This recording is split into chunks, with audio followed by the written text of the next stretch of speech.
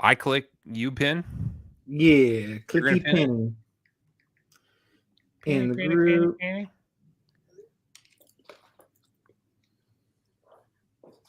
If you see Casey Hedges pop up, let me know. I'm sure he'll say hi. Okay. Pinned feature. Hey, everybody. Welcome to FFIB. I'm Jason. That's Tom. We are Finger Flicked in Box, and we are joined today by Jeff from Cutler Shop. Hi, Jeff. Greetings, everyone. Thanks for being here. Thank you for having me. I'm a little freaked out because the comments aren't working yet. Oh, there we go. Brad Dawson's here. Hello, Brad Dawson. Greetings, Brad. Facebook user's here. Oh, Facebook user brought his friend. Holla.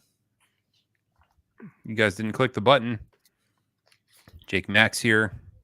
Congratulations on the baby, Jake. I've told you every week, I think, but it's just I'm happy to see the baby pictures. Happy to see Mama's doing good. That's great. The baby thing only gets better. I miss babies, Jeff. Well, the smell when they're clean is very sweet. The smell when they're not clean is no bueno. I don't even care. Whatever. Yeah. They can't help it. It's not that bad. I always got to clean the really bad ones. Yeah, there was one night I had to take Charlotte just directly to the tub. I didn't even bother, taking the clothes off. I just went right to the tub because it was. I knew it was going to get sloppy. Yeah. You know what I'm talking about, Tom? Oh, all the time. When they're teething is the worst. Kinsley is about to start potty training, and when that happens, I'm not going to be mad when I don't have to change poopy diapers anymore. Yeah. Or have to carry a diaper bag everywhere you go.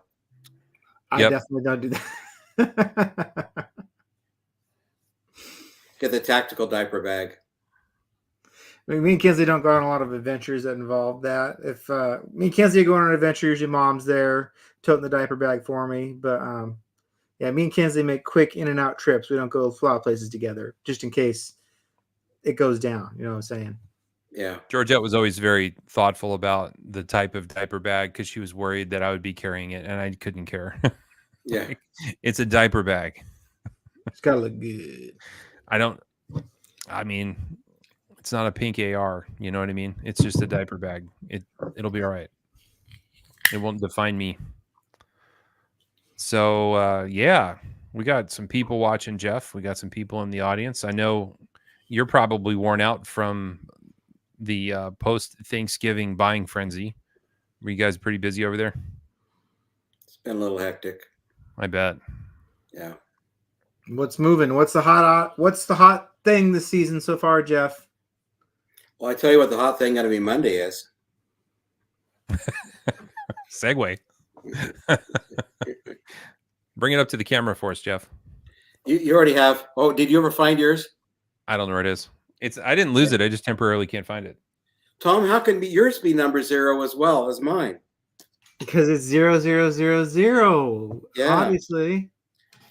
I had 3 of those made to match our 0000s from last year.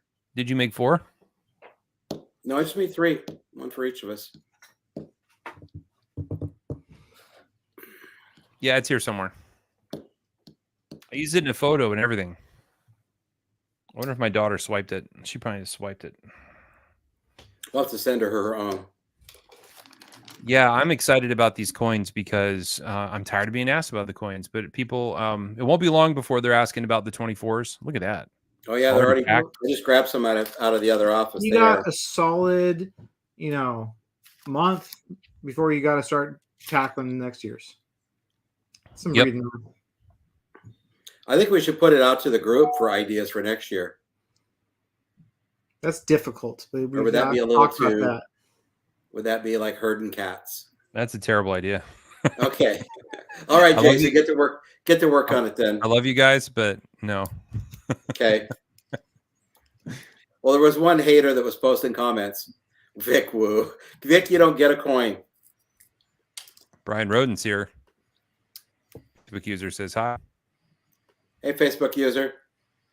Can we get special request numbers? No. After you mentioned the coins or showed them off the other day, the graphic of it, I was instantly getting emails, Facebook Messenger, and text for the guys who have my cell phone. Texting me, hey, can you get me this? Hey, can you get me that? What, when's it coming up? I want to tell you guys something in the crowd. I pushed hard to not number the coins this year because of this. It's a tremendously obnoxious thing to have everybody just blast Jeff about wanting a number. And then that's the hardest part is not that you're asking, it's that it's impossible to make everybody happy. And it hurts. It hurts me. And I'm not even the one that's selling them. So we thought about not numbering them. I also thought about numbering them all the same number. It'd be funny if all of them were 726 or something like that. That would be funny. Or 1, 2, 3, 4. So and how's there 1, 2, 3, 4 if there's only 1,000 coins, right? Right. Yeah, that'd be funny too. That's what my carry coin of the Tiger is 1, 2, 3, 4. Thought about not numbering them, but reason one out. We're gonna number them because I don't know. It's fun. It's fun, but just be happy with what you get. It makes it more fun.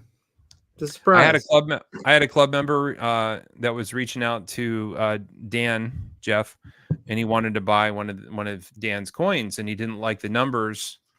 And then something else came up, and Dan told him to contact me, and he said, he goes, do you have any coins? I said, yes. And he goes, what numbers are they? And I said, they're still wrapped up in the package from last year. And he goes, oh, and then he never wrote me back. So I don't know. He doesn't want the random coin thing. He doesn't want a random coin. He wants to know the number before he buys it, I guess.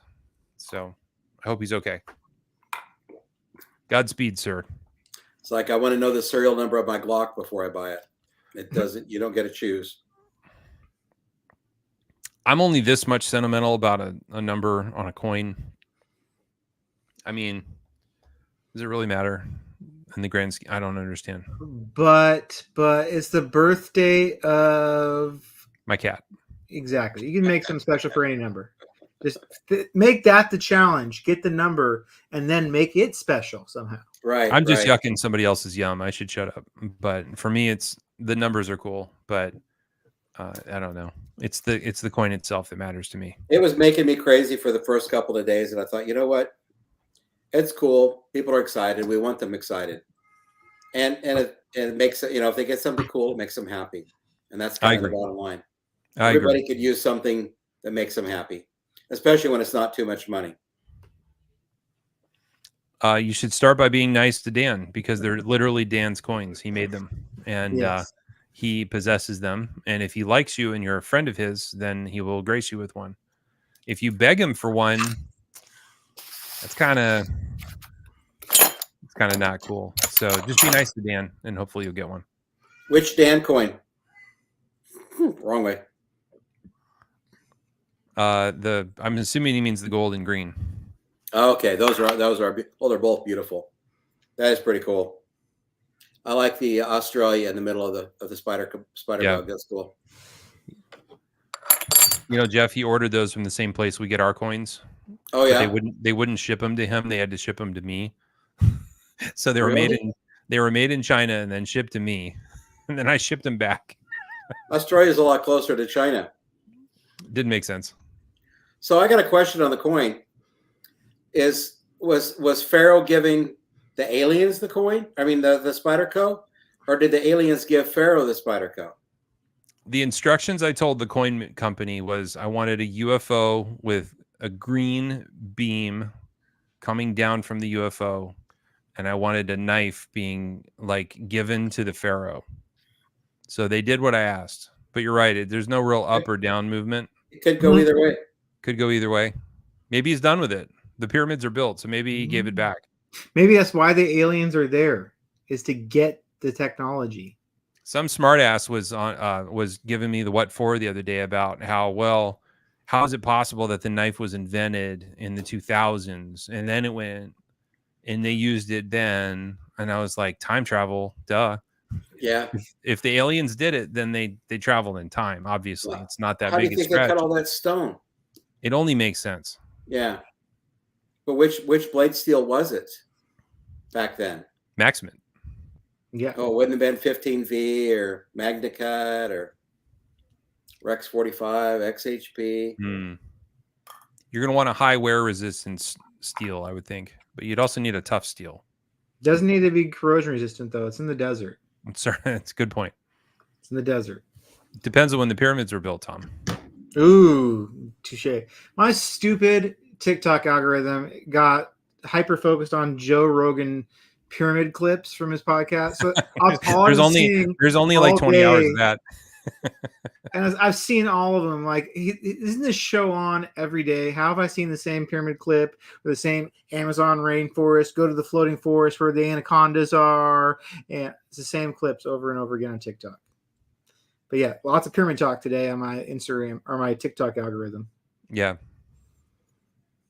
I'm not saying it was aliens, but it was aliens. Facebook user said they used XHP steel. I'm game for that. Maybe not the best thing for stone. Not Scotch tonight. So this is a bottle of Hazel's Hayden. Bill Koenig gave this to me. So we are drinking this tonight in honor of Casey Hedges' father. In honor of Mr. Hedges. I agree. Yes. Mike Hedges. That wasn't his real name, but he went by Mike. So it's Casey's father, Kentucky. Remember how annoying I was at Blade's show, screaming Kentucky with Casey? Mm-hmm. I think you managed to scare the crap out of him. I don't think he thought you'd out party him, but you kind of did. I've had more practice. It's true. Yeah, it's true. Well, while we have Jeff on, maybe we should talk a little bit about the coin drop and what's going to happen and the details of the coin drop. Facebook user was right. King Tut's dagger was out of meteorite. Ooh. It was made of meteorite. Yes. Pretty amazing when steel falls from space. So maybe maybe the first PM2 is made out of meteorite. I really want we start asking Eric for that now. Meteorite. Hey Eric, I've got another exclusive steel idea. I'll just text him right now. I want a meteorite PM2. Talk about unobtainium. Definitely. Yeah. Back to the coins for a minute. There's 1,000 coins available. This is the 2023 Millie Club coin. If you don't want it, that's fine. If you don't understand coins, that's fine. A lot of people have said that. We get it. But for people who do like coins, it's a fun little way to brand your photos when you're taking pictures in the club. It's going to offset the chance that you're a scammer when people see that you've got a coin number and it's in all your coins. It's a fun little homage to the news stories of the year that weren't about war or politics or death, the UFOs and the pyramids. So I threw that on there because it was funny. And a Sputterco origin story. If you think it's weird, yeah, I get it. It's okay. Yeah, it's funny. It's funny. If you don't think it's funny, that's fine. I agree. It's like some humor. You're also going to get a free token courtesy of Cutlery Shop. And it reads the Millie PM2 Para 3 Club. Rule number 3. And at the bottom it says Cutlery Shop. In case you didn't know, rule number 3 in the club is about making comments on sale posts. I believe the rule reads, do not comment on sale posts. It's none of your business what someone sells something for. You don't have to buy it. And if you feel like the price is out of line, then keep moving. And the funny thing about prices that are too high is no one will pay it. You don't have to be a vigilante that tells everybody what's wrong with them and settle their hash. You don't have to get in a fight with somebody on the internet over a price on a knife. We condensed all that down to rule number 3, MYOB, mind your own business. So now you got yourself a little token to remind us all about rule 3. And of course, that's a jab at the rule 9, always carry a knife, which some of you guys really take, like, there's like a religion around that, Jeff. What is that? Mine would have to be like rule 99999 because you can't just carry guys that carry one knife. Remind me where this is from. This rule 9 thing. Isn't this from like CSI or something silly? Rule number 9? I have no idea. Where's that from? It's from a TV show. Oh. I don't Rule want 9 for your knife. It's like from like CSI or something, I'm pretty sure. If it's from CSI, I'll really get it. NCIS. Yes. NCIS.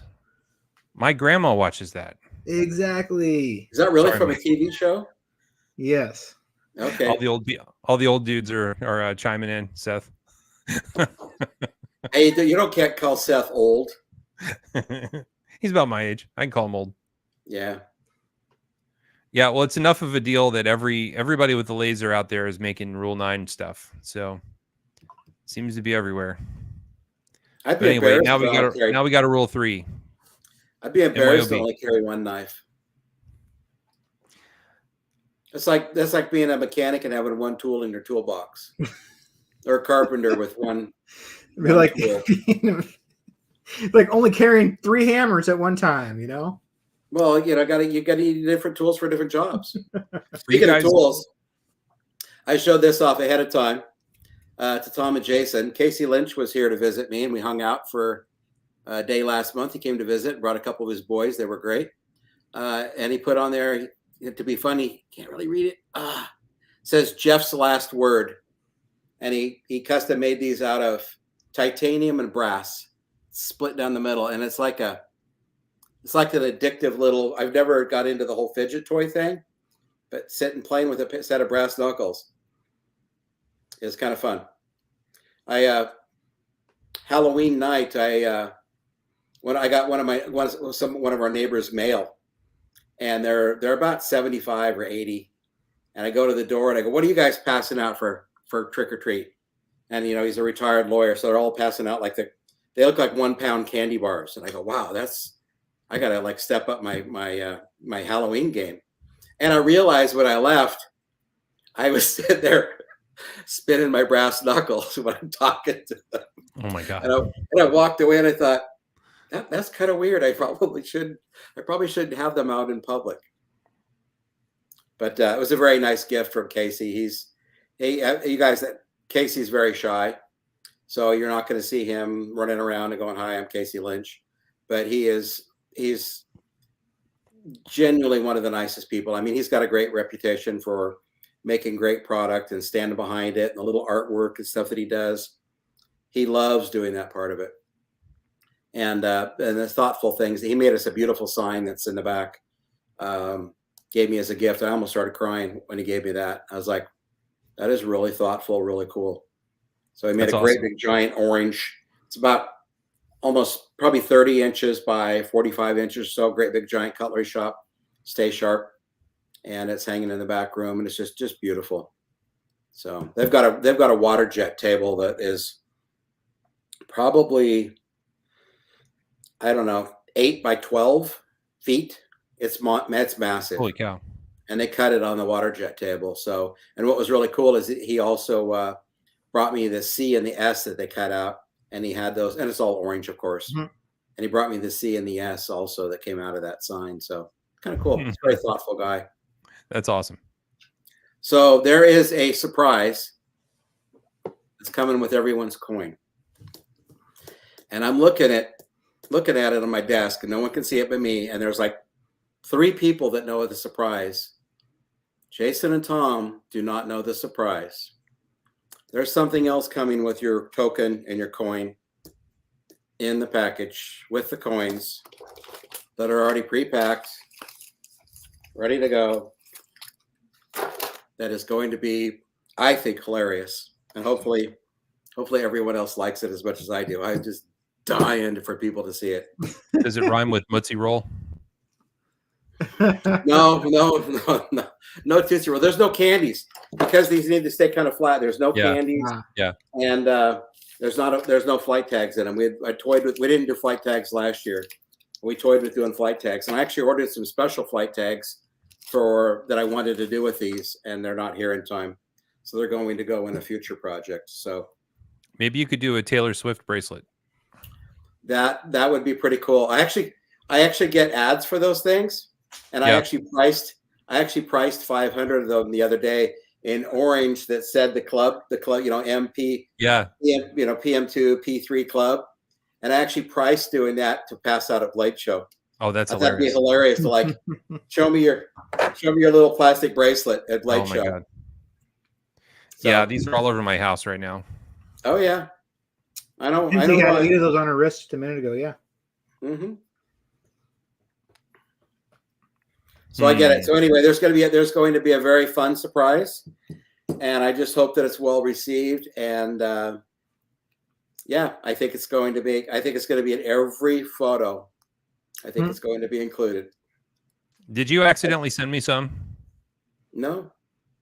You sure? Because you did send me something that you haven't talked about. Oh no! Oh, you're talking about this. Yeah. Yeah, we'll show that off. Okay, yeah. Yours is you're much better with the camera thing.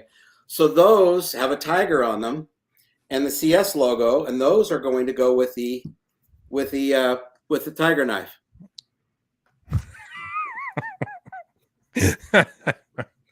That looks red in that shot just then, but it's not red. Before the show, guys, I told Jeff not to show the knife because no one will understand that it's actually the knife because it looks red. Yeah, the color is wrong. I need to do a better color balance. Yeah, it's orange. It's bright international orange.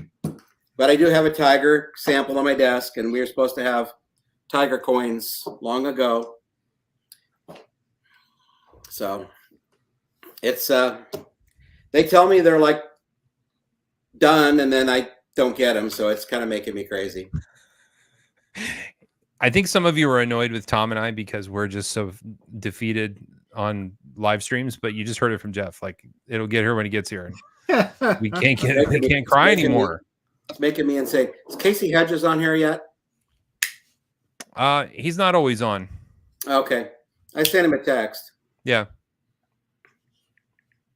Did we already toast his father, or was that before? We did. Okay. I'm going to switch to the standby. Okay. I'm on an Irish kick. So when can I get my hands on one of these, Jason? Oh, they sold out. It's going to be Monday. Monday. How many may I buy? You can buy 2, limit 2. And for that, what would I be paying a piece for these bad mamma jammas? So $25 a coin. The coin comes with the Rule 3 token. It probably comes with some stickers. It's going to come with one of Jeff's business cards. I can't tell you how many of those I have laying around on my desk right now. Well, I include the business cards in case something happens. That includes shipping, by the way. And packages get opened. If the post office loses the label on the outside, they don't know where, if they would ever send something back, they don't know where to send it back. So that's why they have a business card. They have a sticker and 2 surprises. Yep. Jeff Woody saw the surprises the other day when he came to see me, and he was dying. I told him, I said, you could post pictures of the knife and the token, or the coin and the token, but you can't show the other surprises. So he did get to handle the tiger knife. I told him not to fingerprint it. Good thing it's stainless. Yeah. That's actually the blade in it's actually not the correct blade, but it was a sample for me to approve the handle. We're doing a special handle on that, everybody. A handle like the likes of which you've never seen on a Spyderco. And it's they have some new capabilities at Spyderco. And when I was spent 11 and a half hours with Eric there last trip, excuse me, they said, hey, we could do these really cool treatments. And they showed me a bunch of stuff that they had in the works or the capabilities that I can't talk about. And I said, hey, that's really cool. We need to make the club knife special because it's taken forever. And they apologized profusely for the delays. I don't know why it's taken so long, but they're trying to make good on it and making this knife very special. The scales on this knife, you're not going to want to pop on a different set of scales. You're going to want to keep these scales. So it's going to look really cool. Tom and Jason have seen it. I'm excited. They've approved. They've approved. So let's talk about what's everybody carrying tonight that's new. What's everybody got, including people doing comments? What's your coolest new thing? I got a new set of scales in the mail. Pretty excited about that, Jeff. Yeah, cool. I got those from Casey when I was up there last month. Yeah, I like there's an axe inside this one. Yeah. That's kind of his first that's kind of his first logo that he did. So it's at noon Mountain Time. Mountain Time. So right now it is 7:30 p.m. Mountain Time. Mountain Time isn't real, Jeff. I know. We're the second one over from the left coast. The next one over. I used to tell Jeff that Mountain Time isn't real because I had a teammate that was in Mountain Time, and he was always frustrated that any conference call we ever had for work was always inconvenient to him. If it was convenient for the East Coast, it was bad for him, and if it was convenient for the West Coast, it was bad for him. Mm-hmm. So we used to tell him that Mountain Time isn't real. Maybe you should get on a real time zone. So I told that to Jeff one day, and he was just mortified. Like, what are you talking about? It doesn't even make sense. What are you saying? What are the words? And I was like, I'm just being silly. Well, I got a bunch of knives in the comments here, Jeff. Ryan Wade's carrying a Riot from Cerberus. Oh, those are awesome. I have one here on my desk. Brad Actually, I had two of them. I just gave one out as a gift. Brad Dawson's got a PM2 Warncliffe. Check out what Casey made me. He took a set of the Max Black scales. Yeah. And put my warning blade in it. Beautiful. Maybe that one. And then Tom is credited with this. This is you got this for me last year at the Eugene show when we were there, Tom. Okay. And it was one of the seconds, and it's such a beautiful blade. Oh, and Casey put his Max Black scales on it as well. So that's what I've been carrying. Nice. Max Black is a movie star that you like, isn't it, Tom? Rings a bell. It's on that website. What's it called? It's kind of obvious. A picture of that one dude like sitting like this. Is that guy's name? Yeah. It was Max Black, right? Yeah, the guy is sitting like this, on the edge of the bed. He's in that new Pixar movie. The Emotions one? No, the one with they're all on the couch. I don't know it. Oh. Got a Vero Impulse and an M4 Shaman. Cool. Oh, we picked up Vero too, by the way. Vero will be on our website very soon. Oh, really? We got a bunch of Vero in stock. Had a great visit with him and his wife at Blade Show West. Ordered a bunch of knives, even though they're very tight. They wanted us to become a dealer. So they sent us a bunch of what they had. So that'll be, once we get through this circus with the coins, those will be getting added to the site. Nice. Very nice. So, yeah. One of my favorite people in the knife community. He is just phenomenal. He is amazing. We also picked up tactile turns. We've got tactile turn in stock. That's going to get loaded onto the website as well. So we got a bunch of that. I love tactile turn knives. So you've handled them, right? Yeah. Mm-hmm. Okay. I love the Maverick. Oh, there's going to be an exclusive Maverick, by the way. Guess what color? We had Michael Miller on the show maybe a month and a half ago. Okay. Guess what color they'll be? Purple. I think you already know. I'm excited. I want to see one. They're going to be quite nice. Yeah, I like the Maverick quite a bit. It's a really nice knife. His new knife is good. These guys are carrying a ton of knives out there. Got a serrated little native. Man, everybody's jumping up and telling us what they're carrying. Carrying a Herman Ishtar, good knife. Jeff, you ever played with a Herman? I was going to sound ignorant. That's one of the things I love about going to Blade Show. Yeah. Is nerding out on everybody's. I want to see everybody's knives that they brought, because you guys, I mean, Seth and Casey and Josh and stuff, they're all flipping these knives and handing me knives. I don't live in the custom world. Yeah. So most of the things that I've never even heard of them. And that's the fun part of seeing what all these guys are carrying. I think the fun part is about the vast diversity of knives that people carry and stuff, and you see at Blade Show, is just because something's fancy doesn't discount that this is still a cool knife too. Like everyone's stuff is cool. Everyone makes cool knives. It's cool to have a Spyderco. It's cool to carry a custom knife. I don't know. I saw a $2,900 Emerson the other day, and it just made my heart hurt. They're spendy. It looked like a $79 knife that a female influencer would sell on Instagram.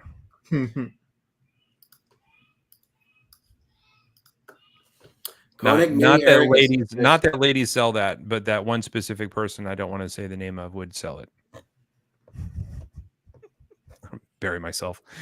Yeah, you guys are crazy in the comments. Holy cow. I'm trying to keep up. All right, I'm done with that. I love seeing the variety. That's one cool thing about going to the shows. You Yep. see the variety of things that people carry. I agree.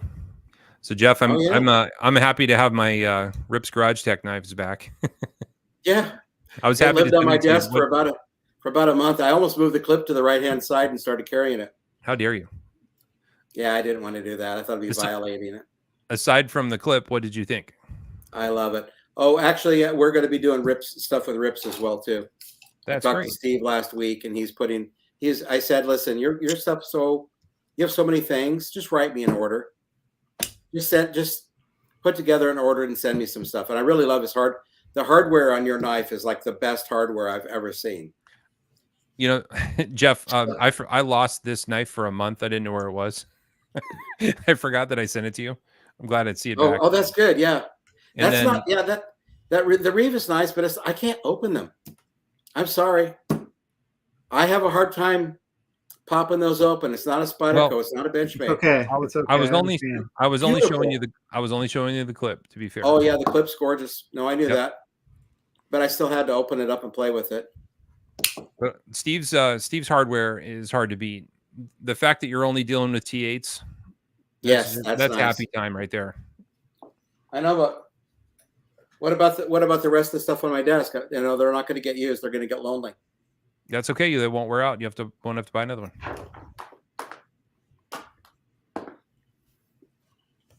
I can't wait to watch Victor Medina throw the club knife. Oh, Victor can't have one then. You can flag it. I don't think Dan can. I think Dan likes to throw stuff at trees too. Dan's been a little bit since he's been throwing, I feel like, though. I think Dan's too scared to throw knives. I think Victor's got him off his game and he just retired. Yeah. He's come out of retirement. Yeah, there's no beating Victor. You know, Victor, Spyderco did make throwing knives. Yes. You play with those yet? Me? I don't understand the concept of throwing knives. Like, how do you make it always work? I don't know. Throwing axes and tomahawks is way more fun than knives. That's just that chunk when it sticks. You throw an axe or a tomahawk and it sticks. It's way, way better than any knife you're ever going to throw. Personal taste. I like watching those videos on Instagram when they bounce back. That's scary, yes. Tom, I think the answer is practice. Apparently, I just don't. The concept, I just don't wrap my mind around it. Like, how do you make it? It is strange that you're gonna get this thing to tumble through space and then stick like that. Yes. Yeah. Kind of like when you're a kid, you're watching the old westerns and they throw a knife and it sticks perfectly and the person just falls over dead. It's like, wow. I like when it catches the guy's shirt like this and he goes, makes the big wide-eyed face. Yeah, it's throwing your knife. Never made sense to me in that kind of a situation. Distance, speed, rotation. That's like math stuff, Ryan. Come on. That's not thinking. That must be Victor in disguise. No, this is Facebook user. This is Albert Einstein. Yeah. Dan says, I can take Victor. I just did a pair of 3 recently, but large knives are awesome. The rock salt sound when it's stuck was awesome. We need Rich Cox to throw a whale knife. Oh, it doesn't have a sharp tip though. It's got a no tip on it. That might be tough. I don't think that would stop Victor. He'd find a way. If anyone's heard of Hank Reinhardt, he was around up through into the 90s probably, and then he died of lung cancer. He worked for Atlanta Cutlery in the last few years of his life, and he was amazing. He was the people that do the SCA, Society of Creative Anachronism stuff, and I saw that, Jason. Society of Creative Anachronisms. The people that dress up the medieval stuff and they go out and they do the fights and the duels. Oh, at LARPing. Blade Show down in the pit, they used to do every year. They would have battles where people would duel with swords. It's quite exciting. And Hank was the world champion for many, many years. And when I was visiting Atlanta Cutlery once, which is down in Georgia, Conyers, when I was down there for Blade Show, I'd go to their office and hang out and visit with them because they were competitors, but we all got along, liked each other. And he had me throwing tomahawks. And then by the time I was done, he had me throwing tomahawks 2 at a time, backwards, upside down.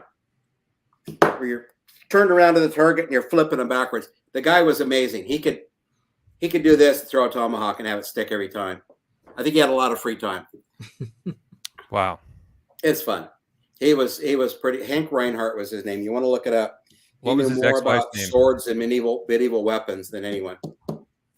It's crazy. Yeah, there's been a lot of really interesting people in this industry. A lot. You'll have to introduce me to Lynn Thompson sometime. Yeah, he's a character. Did you guys saw that Grant Holmes died? Or Grant Hawk, excuse me, Grant Hawk. Yes. I don't know where he was from. I saw that poster. He's from Idaho. It's from like 30 miles from here.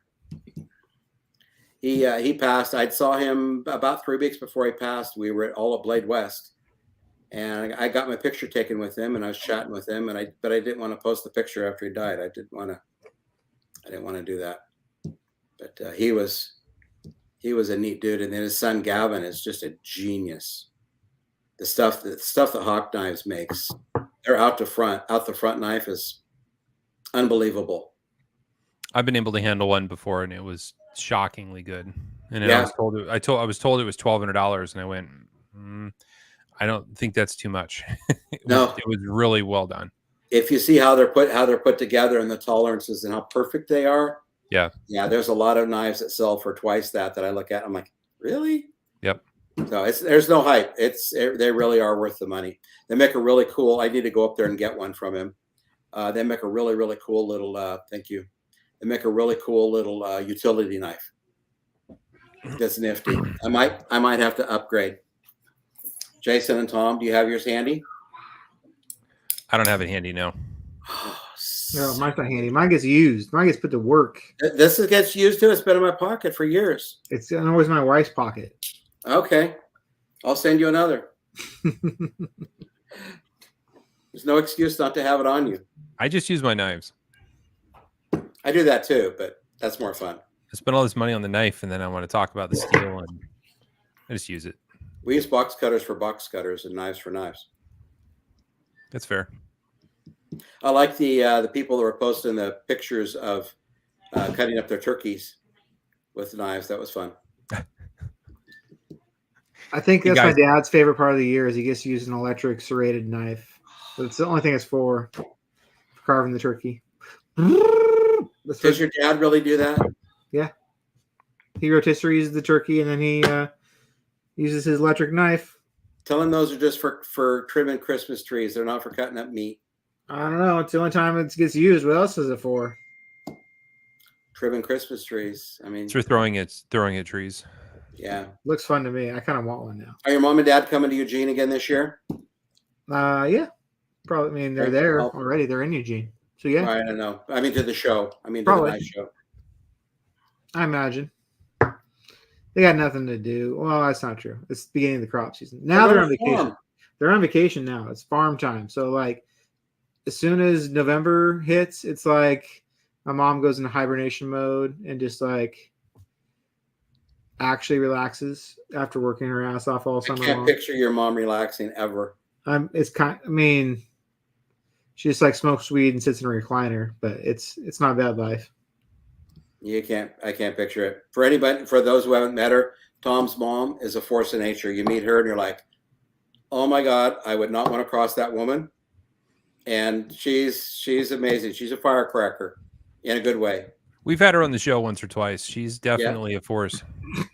Yeah, I would not cross her for nothing. Oh, she's the nicest lady ever. Last time we had her on, She is. Tom. That's Last why I time wouldn't we had want her to make on, her mad. she was busy doing something, and she barely broke stride. She was, as she was walking, she was talking to us, and then she was like, "Gotta run." And she was out.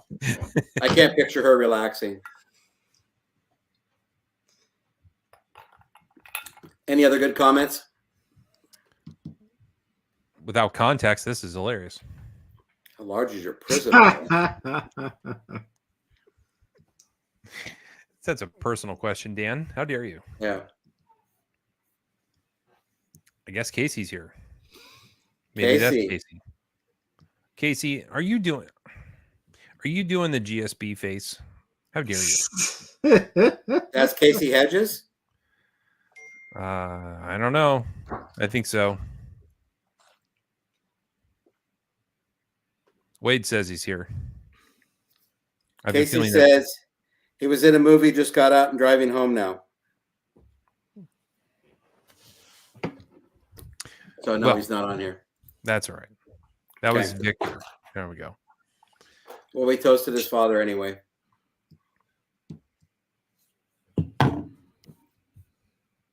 Well, let's see here. Jeff, I wanted to ask you a question about the knife world in general. And if I'm catching you off guard with this one, but I'm interested to know what your thoughts are. Those are my favorite. My wife does that all day long. Yeah.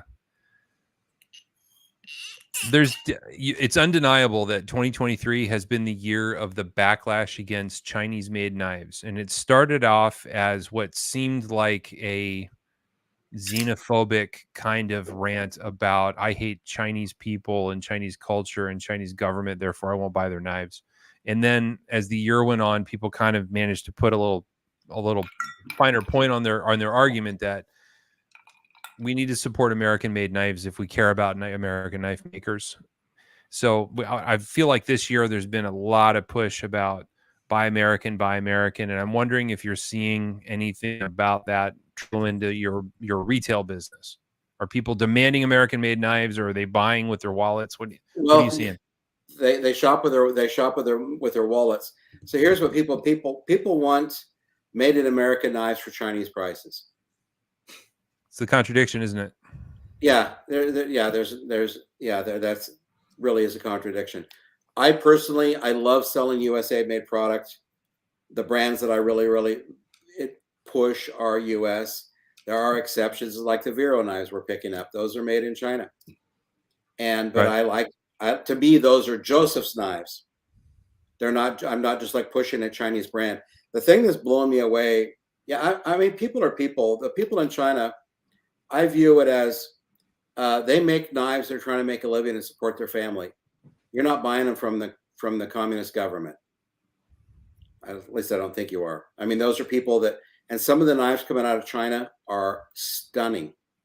There's some beautiful knives. I mean, 10 years ago, I was looking at the knives that were $50, and I was like, wow. I talked to the guys at Benchman. I said, you better up your game. These Chinese guys are going to kick your ass real soon, and your prices are way out of line for what they're making in China. If once they get their steel put together and start getting decent steels, the workmanship is there. The attention to detail is there.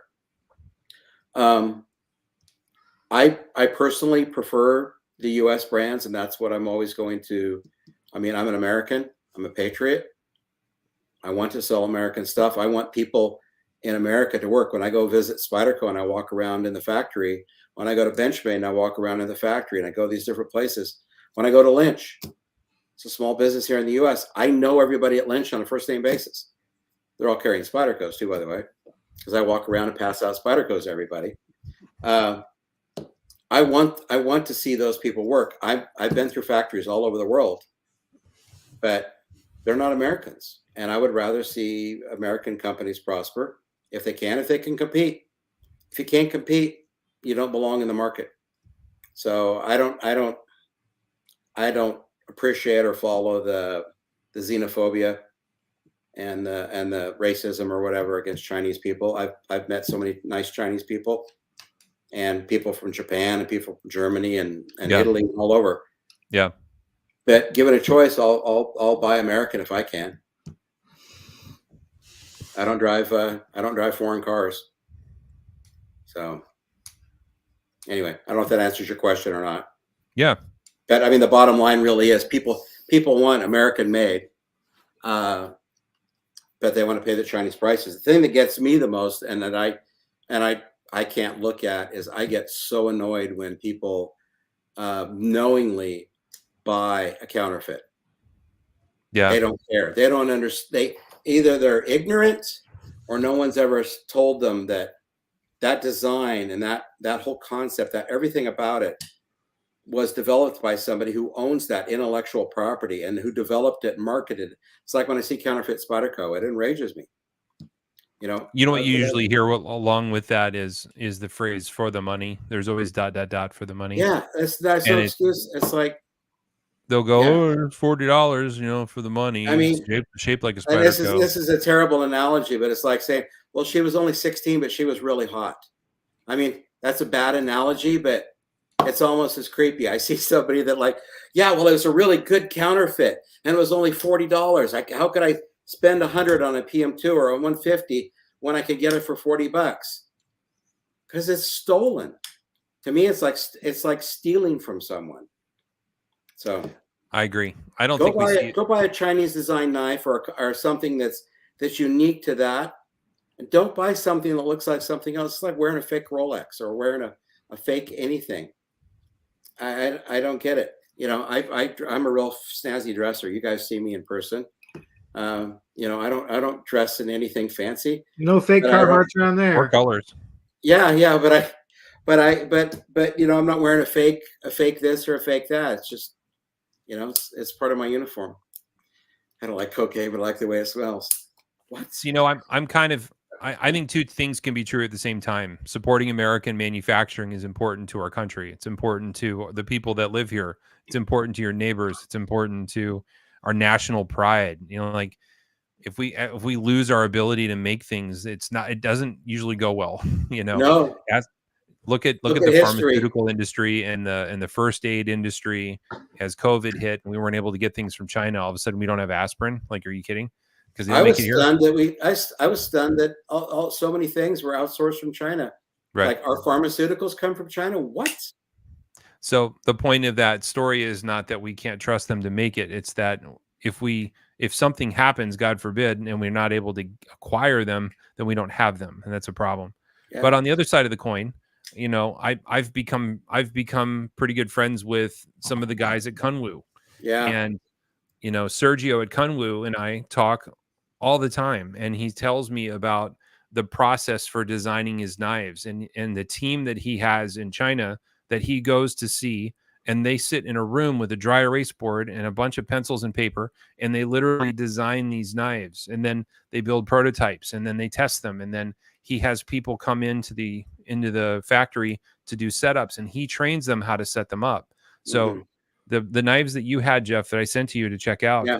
I didn't set those up. They came that way. No, they were stunning. I want to sell that brand impressive, too. Right? So he's applying a small business ethic to what's ostensibly a company with a lot of resources. So are you getting good value? Absolutely. Is it designed by a small team of people? Sure. Is it made in America? It's not made in America. So, for each of us, we have to make those decisions for ourselves, right? Right. No, and like Joseph Vero is a great example. I really like them. They're good people. I want to promote them. I want to help them. Yeah. I don't look at it as being a traitor to this country, but I do want to see people here working. I worry about the fentanyl issues and the unemployment and the underemployment stuff that's going on. I want people here to make a good living. Kind of the Mike Rowe. I watched a hour and a half thing with Mike Rowe yesterday on Epic Times.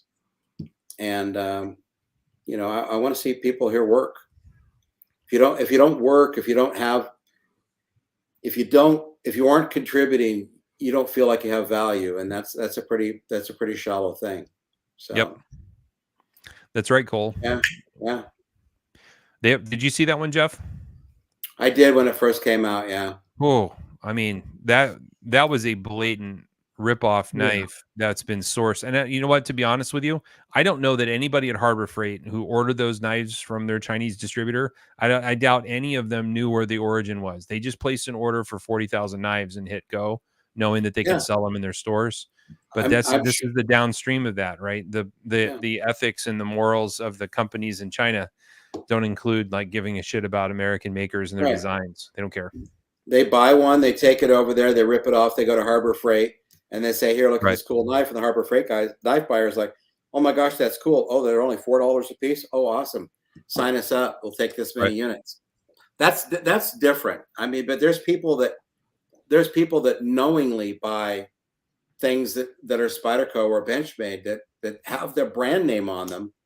They knowingly buy them and knowing that it's a ripoff. And I don't think that's cool.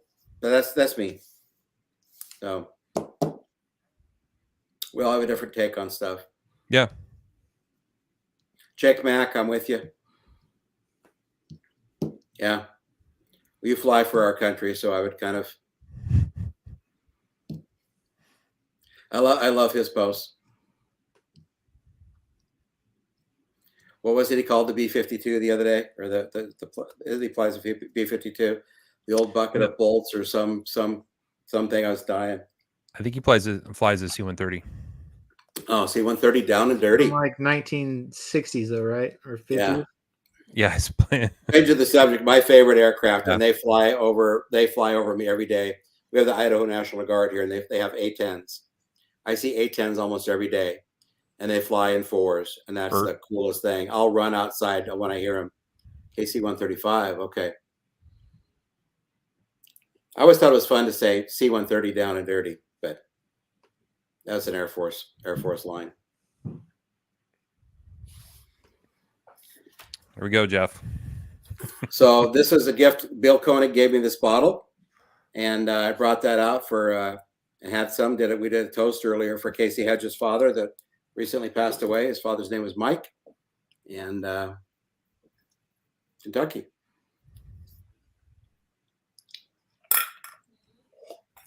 You guys that have not lost your fathers yet, spend time with your fathers. If you're busy, you're raising kids, you're doing this, you're doing that, go spend time with your fathers, because there'll be a day that they're not around. And as your parents get older, they get weirder. And as we get older, we're going to get weirder. And that day when you can't just call your dad or go see your dad, even if everything he does annoys you, you know, he's a treasure, and you need to spend a little time with him, because one day you can't just pick up the phone. So that's my dad. That's my speech, my dad's speech. Same thing with your mom.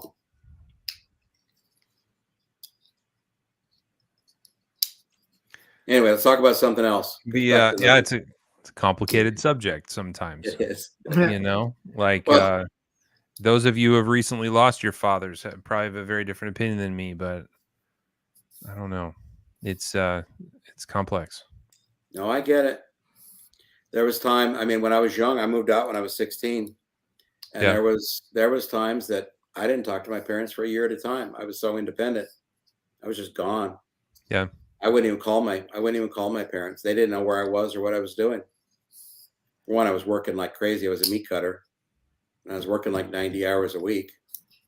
But, you know, now you've got the technology where you can, you know, if you could teach your parents to text, you know, or everybody has a phone on them at all times now. Give them a call. Yep. So anyway, go back to knives. Anyone seen this Benchmade? No. This is one of the new premium S90V tagged out, and it looks so red on the screen. This thing's bright orange.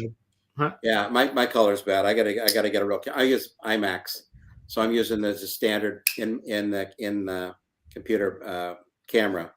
This thing is so beautiful. Got an orange backspacer. No thumb stud, Tom. It weighs like 2-3 ounces. I can do thumb studs on Benchmades and stuff like that. Like, I don't enjoy it, but I can functionally use them. But that one looks like a nice little slot. Does that have an access lock? Is it what? Yeah, Axis. Yeah. Now everybody else is calling them pivot locks and everything Bar else. lock. Yeah, crossbar lock. Yeah. So I love that knife. I'm like, yeah, I got to have one of those. So what else is on Tom and Jason? What's on your desk you play with the most? I'm Knives. carrying this for weeks. This Yeah. smooth G10 native. It just goes into my sweatpants or my joggers so easy that doesn't tear anything. That was an exclusive to somebody, wasn't it? Or was it a Sprint? It's a Knife Center. Okay. So they That did was a stellar knife. They did a black one and a green one. The green one's S90V, the black one's Crewwear. It works so well having smooth G10 on a native because the way you grip it just locks in your hand and you don't need peel ply to keep from dropping it. So it's kind of the perfect solution for I don't want to mess my pants up and I want something easy in and out of the pocket and good around the house. So that's what gets carried. I'm looking for my fluted carbon fiber. Dan Hawkins was here and he was going through all my knives, so they all got moved. This is my favorite native, the fluted carbon fiber. This thing is just stunning. Just the subtle flutes in that were amazing. The way they machined them, and I'm an old school guy. I like backlocks. I should change that to clip. It's got the standard Spyderco clip. I give Eric such a hard time about his clips. Tell him I like to show him everybody else's clips. Hey, dude, you should make this. Dude, you should make this.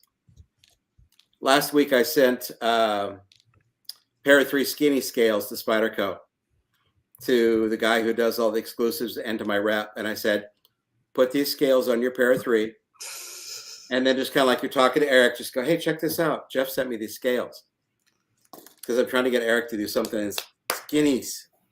So interesting.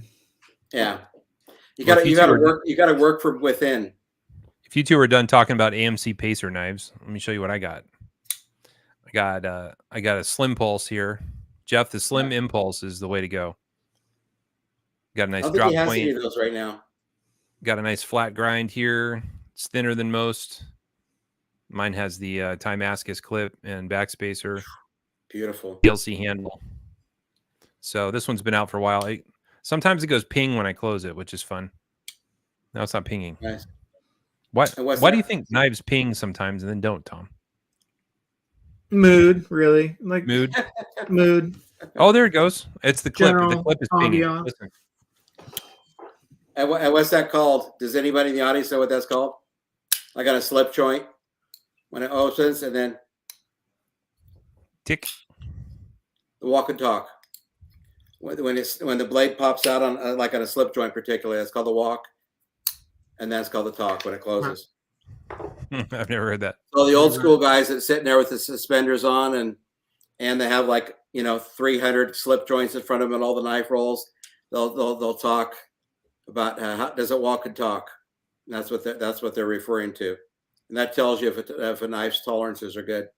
Satisfaction's another way to call it. Yeah.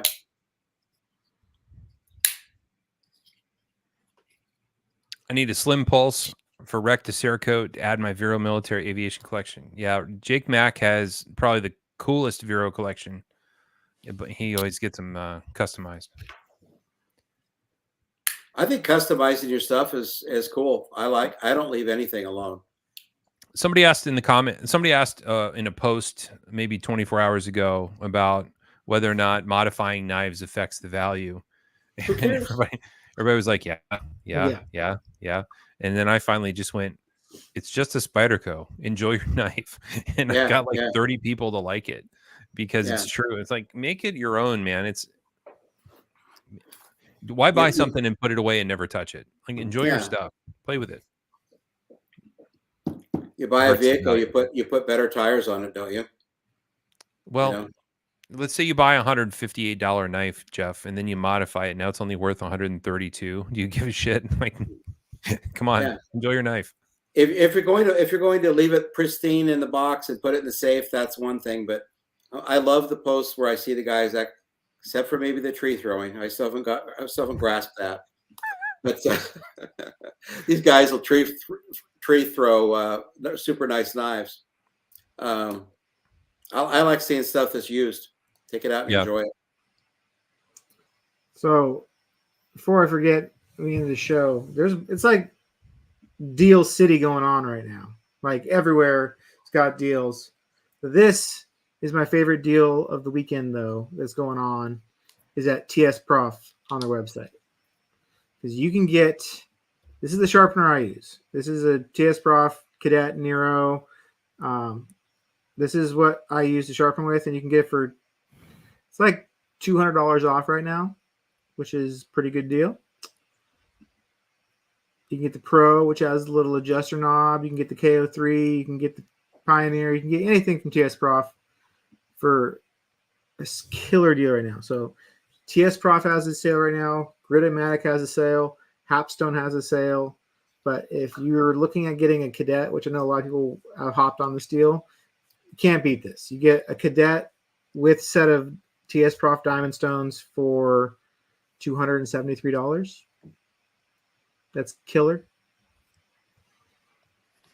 It's a great way to get into that like next level sharpening experience. Yeah. I personally don't like those stones. They're not very good. I know people that use them and love them, so your mileage may vary.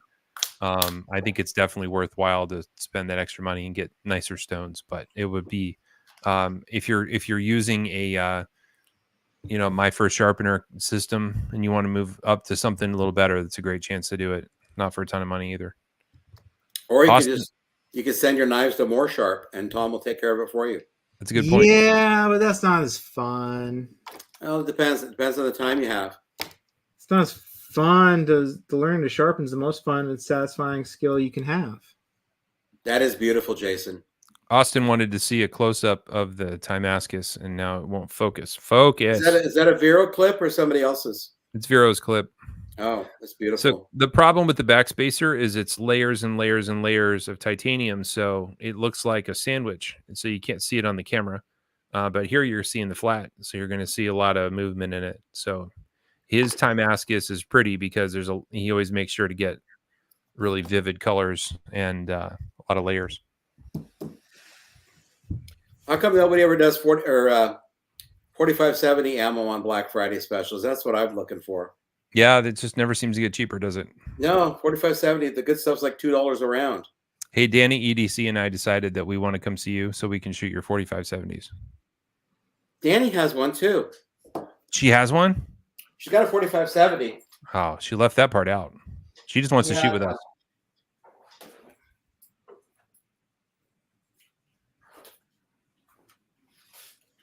She doesn't have this on the end though. No. This is my favorite right here. There's no little holes on the top, little can, some Hornady 410 grain subsonic. So much fun. That's the most high-tech old school rifle you'll ever see. I like that. Well, here's a high-tech old school. This is a Henry X, and this is a 357. Make sure I show it off here. And this is 357, so I shoot anything out of it. Mostly 38s.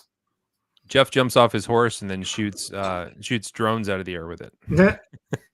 I did shoot a helicopter once. You shot a helicopter? An RC helicopter, yeah, before drones. Probably had it coming. It wasn't one of my finer moments. But it was fun. It was a hip shot, too. Jake has night vision. Lucky. Shooting, go out and set up targets with night vision and shoot a course. We do that camping. Oh, my God. We shoot with nods on. Look at Tom trying to drag it back to knife talk. Yeah. Thank you for keeping us honest, Tom. I'm just looking at stuff. I'm like shopping over here is what I'm doing because this is something I might buy this one, actually. I'm really interested in that sharpener, but I don't trust the magnet on the ball. I asked somebody and they said it was not an issue, but I don't know if they understand my level of aggression that I get going. Right. When you start like going at it. Well, my base and my cadets are rocking back and forth. So I might try it though. It's 160 direct from Hapstone, and you can get my stones to go with it. The premium CBNs down here at the bottom for $356 more. for looking to get stones too. I mean, if we could go back to our little conversation about China versus U.S., like I'd rather support Hapstone because they're Ukrainian made. Yeah. Yeah. So that's killer deal. So 160 direct from Hapstone for the RS sharpener. I might have to do that.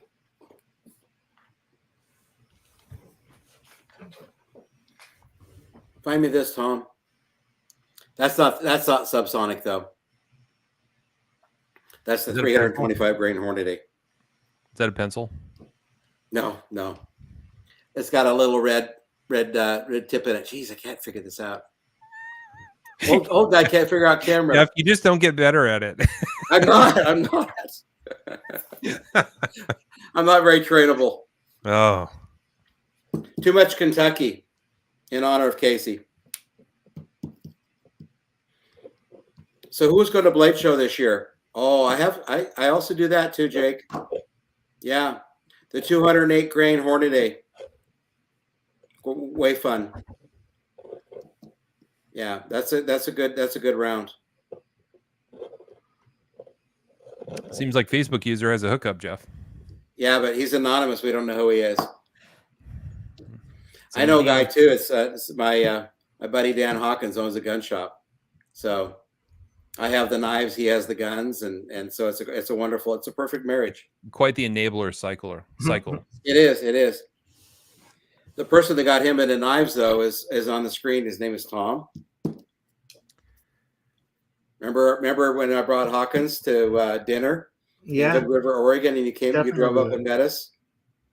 And since that night, Dan Hawkins has been a fanatic for knives. You like lit the fuse. You lit the fuse talking about knives. It's pretty funny. He got pretty into it. He was buying $3,000 worth of knives from me a week later. Oh yeah. And now he's buying knives that are $3,000 a piece. Yeah. I'm just imagining Tom at lunch that day. He was like, they're like, whatever. You could just like clip it and stuff. And you just make it go like this. And it's like, it's got a clip and it's sharp or whatever. And Dan's like, yeah. Yeah. And you fidget with it. You can fidget with it. Fits in your sweats. Nothing sounds better than that. You have your orange Para 3 lightweight, Jason? Orange Para 3 lightweight. Yeah. Is that one of your go-tos, or are you carrying the Mannix? I love Michael Brousseau because he always shows off the orange Mannix S90. I carry this quite a bit. Yeah. You can see the blade's dirty.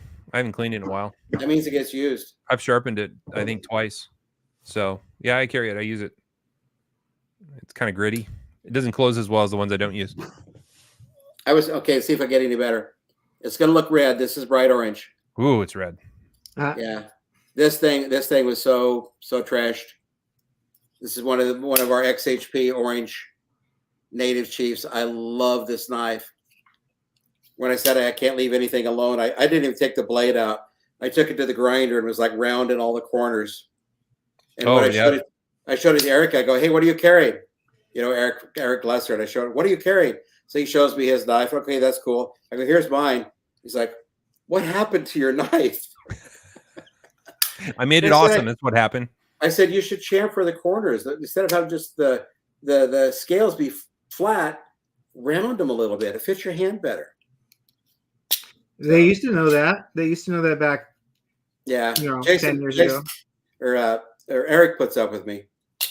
So. Yeah, I like the rounded over edges. I think it helps the knife quite a bit. Chamfered. Use the right word. Chamfered. Chamfer is an angle. It's a round over. Yeah. Oh, the coin. Are they all going to be number 0, Tom? Yours is 0 and mine's 0, 0, 0, 0. Are they probably all that way? Probably are then. I don't see why they wouldn't be. I gotta say this club logo is spectacular. That is so cool. I like how the coins. I bought it on Etsy.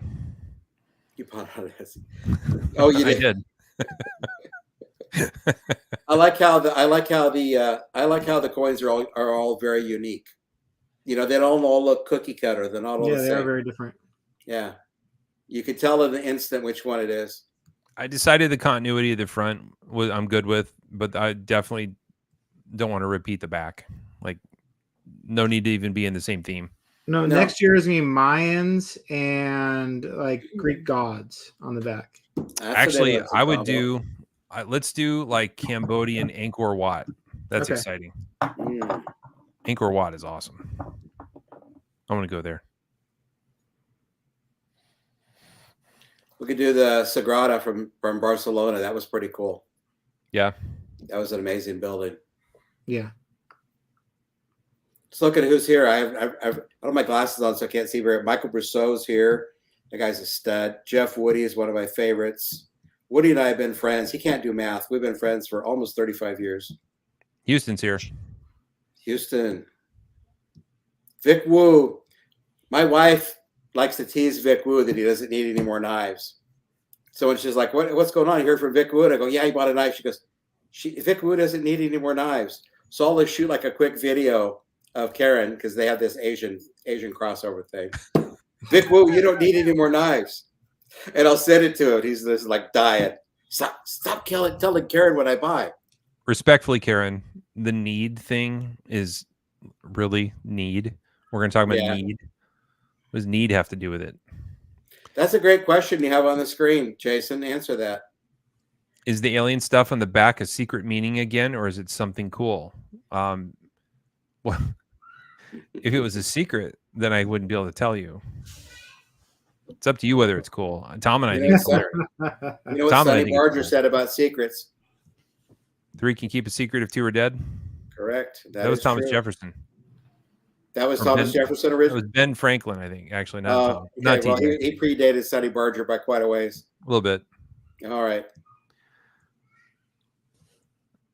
Yeah. Is there a joke to it? A secret meaning?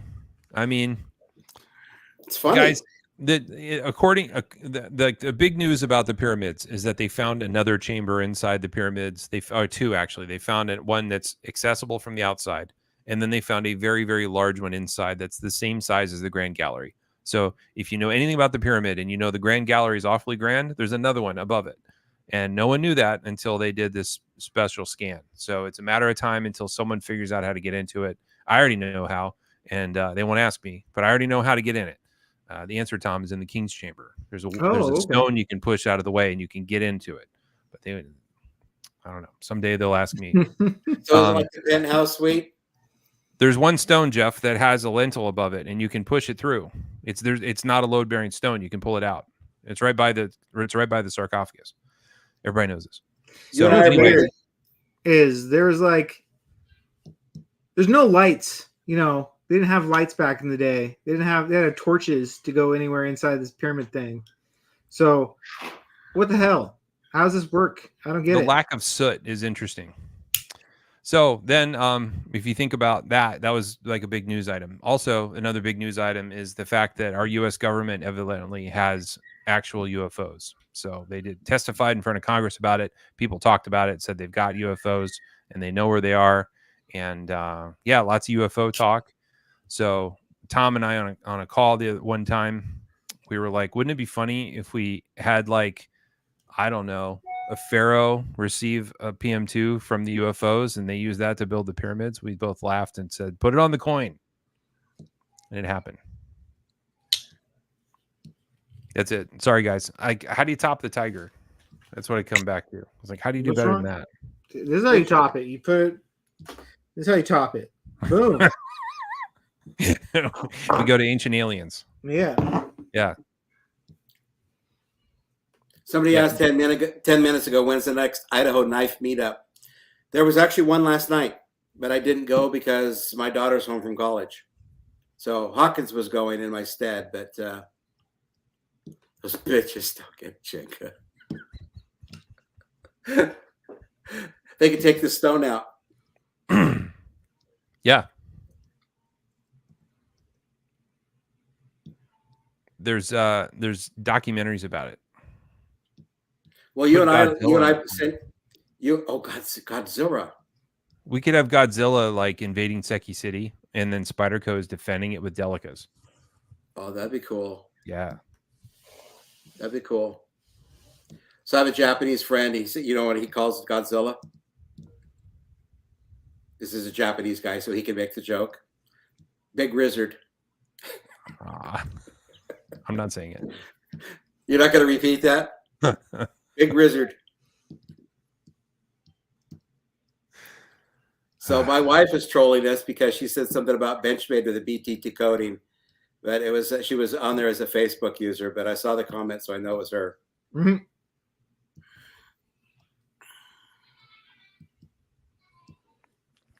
Well, kids, we should probably wrap it up. It's been an hour 15. Is there is there something else we should hit on before we go? Jeff can't scream Kentucky anymore. Yeah. So, not till Blade Show. Time to cancel Cutlery Shop? What's that about? Your Godzilla joke. Oh, there you go. Yeah, I'm not very politically correct. Don't bend the knee, Jeff. Never bend the knee. I'm not going to. I don't apologize. Well, you can ask my wife. I'm sorry about that. Tom, you got is there any hot knife news we need to talk about? I spent most of my last 3 days posting stuff on Instagram of sales. There's a lot of sales right now. There's a lot of really cool stuff. Like literally I've posted like 30 or 40 times. A lot of good stuff on sale. Now's the time to buy it. If you're looking for a sharpener, it's a great time. If you're looking for a Millie 2, you can get one from Jeff for $140. There is some dealer cost. Jeff screwed up and ordered like 3 times. I was so excited for that knife, and we kept getting them. And I was like, "Wow, more Millie 2s." And I'd ask, "Hey, what's going on with this?" I don't know. So I checked the Spyderco. I go, "Hey, what happened? Why did we get so many Millie 2s?" Well, you ordered them 3 times, and I go, "Well, I really like the knife." So we had a lot of Millie 2s. So yeah, I think everyone should get one of those for $140. Can't really beat that. Yeah. Dealer cost, free shipping, no tax. I think I should just order another one because it's only a matter of minutes until somebody makes scales, and then I'm going to want the scales, and then I'm going to have a knife for it. Yeah. True. Yeah. It's one of my favorite knives to carry. I love it. There is an actual new exclusive coming out. I'm not super excited for it, but there's a Gail Bradley 2 coming out from Blade HQ with a crew wear blade, because the stock Gail Bradley already has an M4 blade, so they switched to crew wear. That's the newest on the exclusive fronts right now. What's the scale going to be? It's JG10.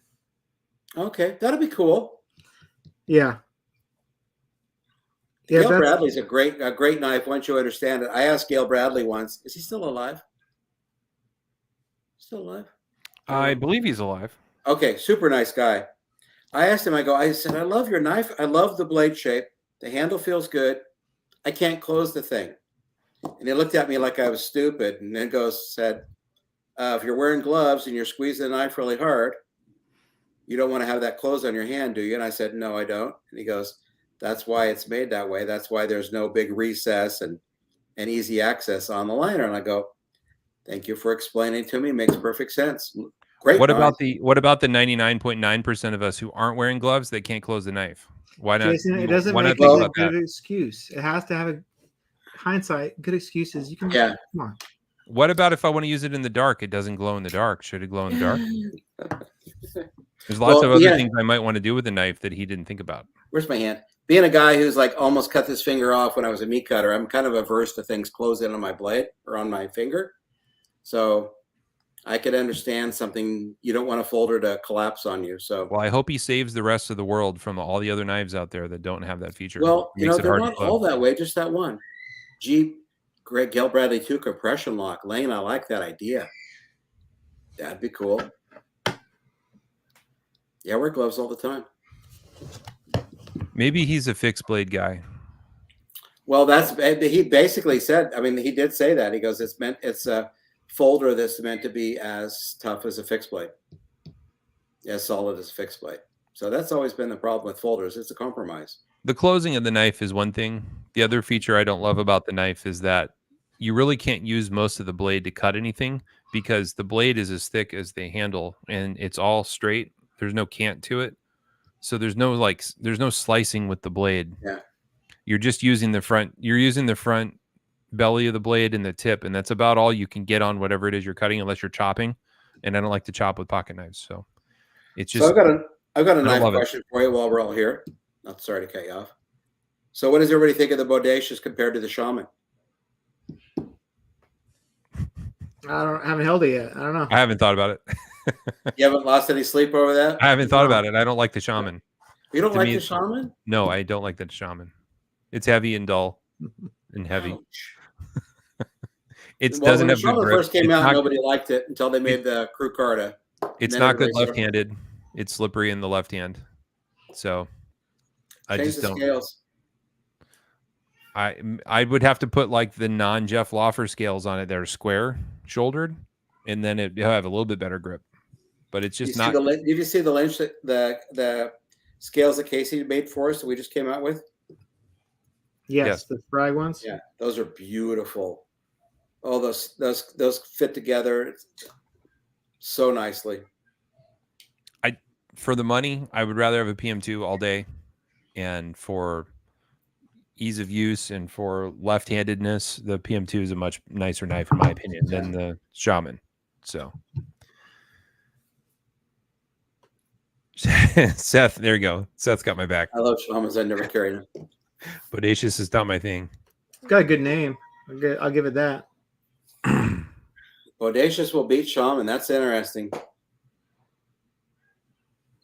Bodacious was what the Shaman should have been to begin with. The scales are slippery. That's why I changed out all my scales. When Hank Williams Jr. gets drunk, doesn't he call that Bodacious mode? No, it's Bocephus.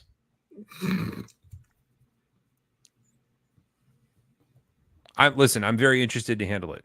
It might solve some of the things that I don't love about the Shaman, but Lane knows what I'm talking about. It's hard to beat PM2. What's a PM3? It's not out yet. If the PM3 was 300 and the Shaman was 100, I'd still buy 5 PM2s before one Shaman.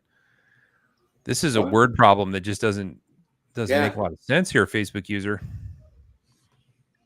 Oh, he means the 2. Okay. Yeah, I mean, at any price, I don't love the Shaman.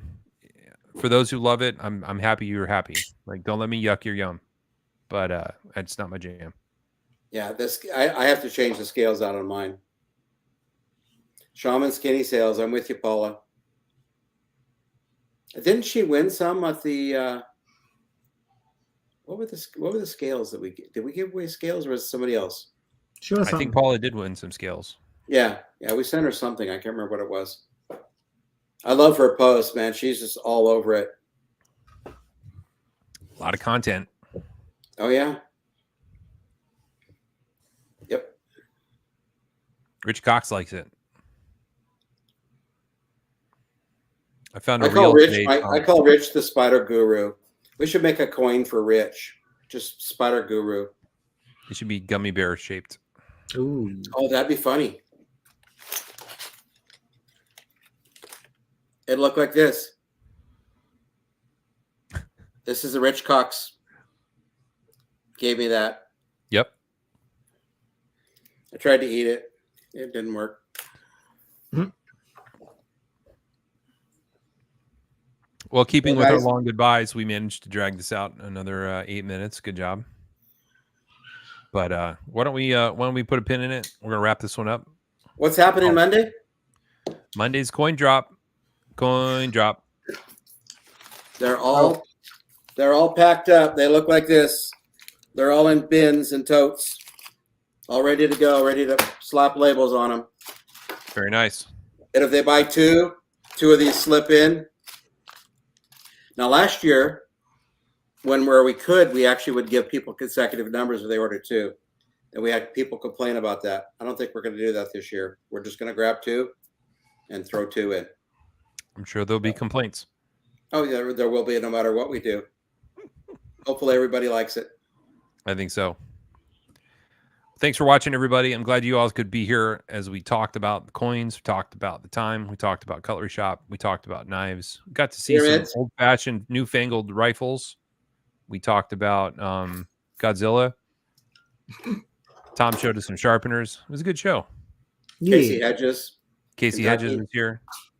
Thanks for watching, everybody. I hope you see you next week, and have a nice week. We'll talk to you later. Peace out, everybody.